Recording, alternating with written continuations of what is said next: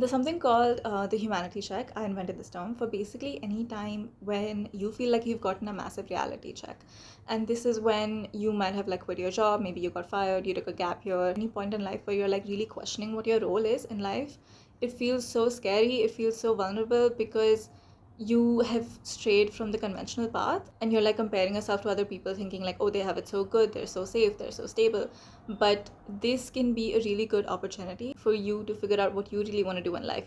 It's like, imagine you are in space and everyone else is safe at home on earth, and you are in space, you're alone. And so this can be really scary, but it's also really thrilling. It can be an adventure. It can be like you are facing this vast openness, right? And you have absolutely no idea what to do. It can be a time to find out more about yourself and like what you really want to do. So the reason why I call it the humanity check is because I feel like this is when you are being exposed to a prime factor of humanity, which is uncertainty. We are all supposed to feel this constantly throughout our lives, and it is tough, it is challenging, but it really can be a chance to connect with yourself and find this deeper fulfillment that you're not getting in other areas of your life. So whether you are feeling stuck or bored or just like unfulfilled, you feel like there's so much more you want to do but you don't know what, just know that like that's a time when you are facing the humanity check, and it's time to like look inward, reflect, and there are a few things you can do to figure out how to navigate this time. All right, so the first thing is clocking it, right? The first thing is becoming aware of when you are facing a humanity check. If there are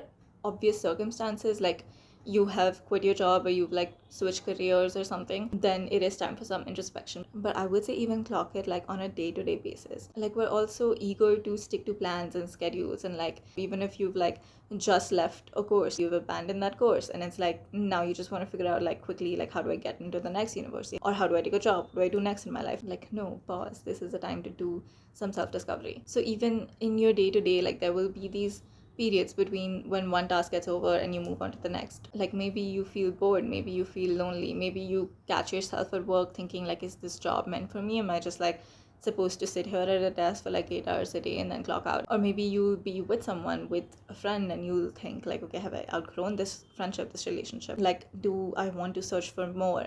Do I want more in life? So whenever it happens, like clock it. That is step one, noticing it. Also, talking about work specifically, one thing you can do is to detach, like try to detach from work. When you're in the workspace, obviously it gives you the sense of purpose, like you feel good because you're independent, you're going out there, it's giving you self-confidence, you're earning, you're interacting with people, it is what sustains you, you know, it gives you your livelihood. All of that is great, but the thing is that if you let work become your identity, it doesn't just become your identity, it becomes your life, and then you cease to have one outside of it.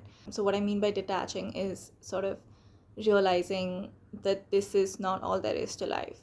The workplace is not really your family. You have relationships outside of that which you should nourish. And even if your work is your passion, it is so important to have one outside of it where there's no pressure on it, where there's no monetary pressure on it, where there's no calls and meetings to attend. So if you're like taking on more and more responsibility, if you are like putting in work outside of your work hours, if obviously that will lead to burnout at some point, but it's also like you're not going to be very fulfilled at the end of each day. There will be those days when you've taken an off, you have a sick leave or whatever it is, when you will just be itching to get back to work. And the reason why that's not a good thing is because you don't know anything else outside of work. You've ceased to have that love or joy for life. So that's what I mean by detachment. The next step is to really discover what you are interested in. So what were your passions growing up? What things did you do? What music instrument did you play? What did you do when you were young? What do you still have love for now? What is it that when you see other people doing, you think like, oh, I wish I could do that?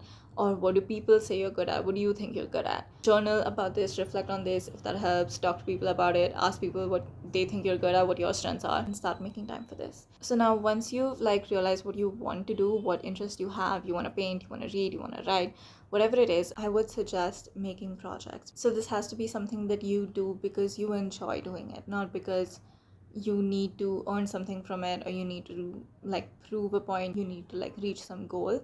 It's just something that you do because you enjoy doing it, or it could be something you want to learn, you want to get better at, like learning a language or something. So once you figure out what this is, make projects, not goals. That's the next thing. So what happens is, if we have an interest, one thing that happens is that we just let go of it and it just like withers away. So if we don't make any kind of goal project around it, we could just stop making time for it, and then we're back to the same work is all there is in our lives. So you do need to have some sort of accountability around this project of yours, this passion. When we make goals, we tend to make too big of a goal. We tend to look too far into the future.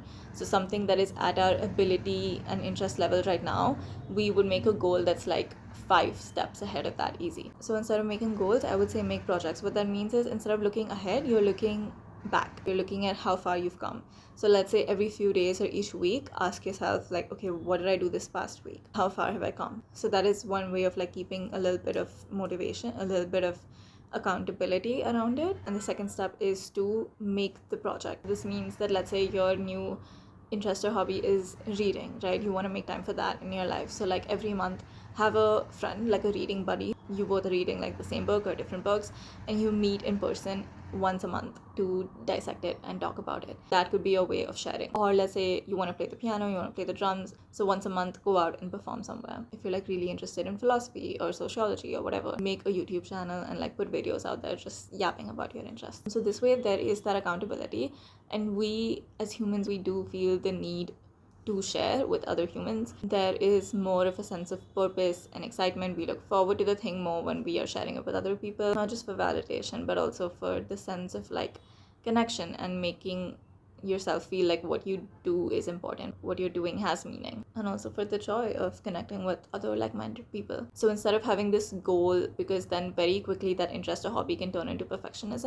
have these short-term projects. So like every week, every 2 weeks, every month, you're like looking back at how much you've learned in this period of time, and you're putting it out there, you're sharing it with the world. Now lastly, this is the best thing to make sure that you have that sense of fulfillment and feel like you are nourishing your curiosity. So Richard Feynman, I'm not sure how you pronounce his name, but basically he was a physicist who also won a Nobel Prize for physics, and he did a bunch of cool stuff. And this one thing he did is called 12 favorite problems. So he did this himself, and he also like advised other people to do it. And it's basically you sit down and you write a list of your favorite problems, and you don't have to write all 12 of them. The point is that as you move through life, you find your 12 or more favorite problems. These should not be too broad or too vague. These have to be something that you care about, that you are invested in, and something that you feel like you're not going to get the answer to immediately, something that you feel like you'll have to live through experiences to find out the solution. So this could be related to your various hobbies, passions. It could be questions you have about the world. It could be a problem you want to solve at work. It could be a problem you want to solve in your creative process. It could be something that is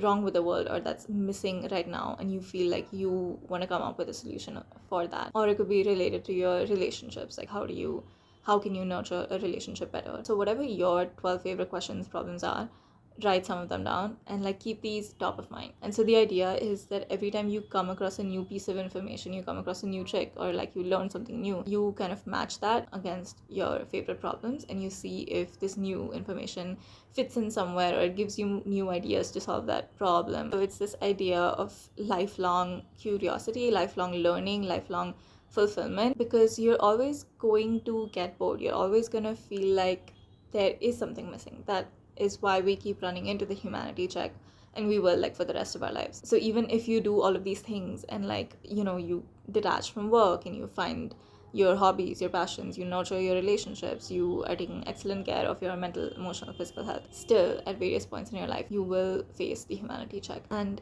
that itself is not a bad thing, because imagine, okay, this is a bit of a crazy metaphor, but like imagine that you are standing at this like great height and you can see like this view right below you, and it's really beautiful, and you think that that is the entire view, you can see all of it.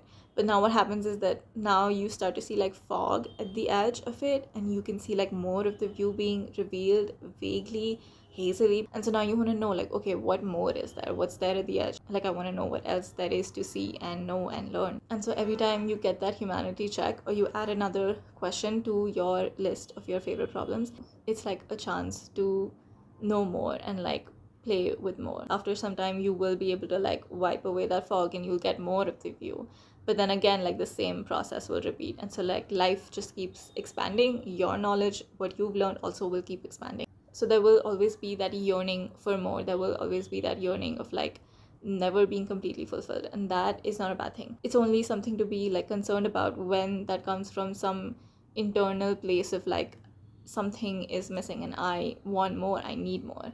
That is something you should pay attention to. And so all of these things of like finding your passions, making time for them, doing the projects, the 12 favorite problems, and always having that in your head and like wanting to know more. Those are all things that can help to feel more fulfilled and like derive more meaning from life. But that feeling will never entirely go away, because that's just the humanity check. And it's something that we're supposed to go through. It's something that happens to all of us, and it's a good thing. It just means that you're growing, you're yearning for more, and you are going to become more. And that's always a sign of growth. That's always a sign of like, there's more to come. Your story is not finished. Okay, that's all for today. Thank you for watching. I'll see you in the next video. Bye.